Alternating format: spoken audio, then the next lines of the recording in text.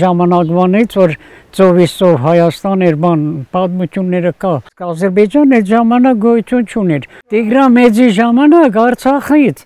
500 ձիավոր Տիգրան Մեծի խմբի մեջ եղավ, որը կոչվել է Փոթորիկ։ Արցախի ձիաները իրանց ասմահոդները բարակ էր և շատ արագաշարժ էր, ամենաառաջնային այդ 500 զինվորն էին եղել։ Այդ ժամանակվանից Արցախը եղել է Հայաստանի նեղ է։ Իսկ հիմա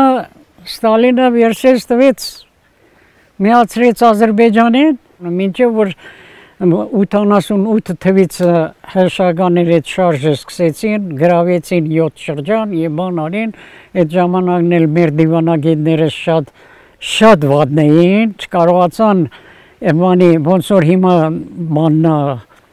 Ալիևն ստիպում, որ SSS պահանջները ներկայացնեն, այդ ժամանակ, որ մերոնք հաղթեցին, այդ ժամանակ թող պահանջեին, որ SSS պայմանները դնում եք, որպեսզի խաղաղություն լինի։ Եթե Սյունիքի միջանցքը Զանգեզուրով Ադրբեջանին կամ Թուրքիային կամ Ռուսաստանին եթե տան, Հայաստանը հաշվի, որ մի անգամից մորթել են։ Վիզը կտրել են, մնացել է մարմինը տուփիկի մեջ։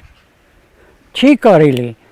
Հայաստանը որպես պետություն գոյություն չունենա։ Մեր հիմնական ճանապարհով ամեն ինչով Սյունիքի միջանցքն է։ Սյունիքը ժամանակին պայքարել է Դավիթ բեգը, Մխիթար Սպարաբեդը, պատմությունը, որ ովքեր կարդացել են, գիտեն, թե ինչ պատերազմ եղել, ինչ են արել, որպեսզի Սյունիքը պաշտպանեն, Զանգեզուրը պաշտպանեն, դա Հայաստանի զարգերակն է։ Մեր Ֆաբիրն էլ հետո որ թուրքերի մասին, քրդերի և ադրբեջանցիների ասել, որ բարեկամ լինենք, ասում են այ բալա, քո գրբանը ծակլնի, այդ ադրբեջանցիներն ու թուրքն էլ մի գլոր շարի գլենք ու գրբանի մեջ, որ գցես շարժվես ընի կորնի, անվստահելի ժողովուրդ են, դրանք երբեք լավ բան իրանց մոտ չկա, չի կարելի վստահել դրանց։ Շատ ուժեղ դիվանագետ են, փորձում են, համոզում են, խոսում են ու ամեն ինչն իրանցով են անում, դրա համար էլ չի կարելի Զանգեզուրի միջանցքը Մեղրիի ոչ մեկ էլ չի կարելի տալ։ Դա Հայաստանի զարգերակն է։ Հսկողը պետք է լինի Հայաստանը։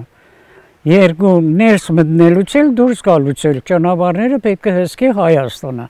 Բայց թե Սյունիքի այդ իրանց պահանջած ճանապարհը չի կարելի, Զանգեզուրի այդ ճանապարհը չի կարելի։ Հələ լավ է, որ Իրանը մեզ պաշտպանում է, ովից դա չի տալիս։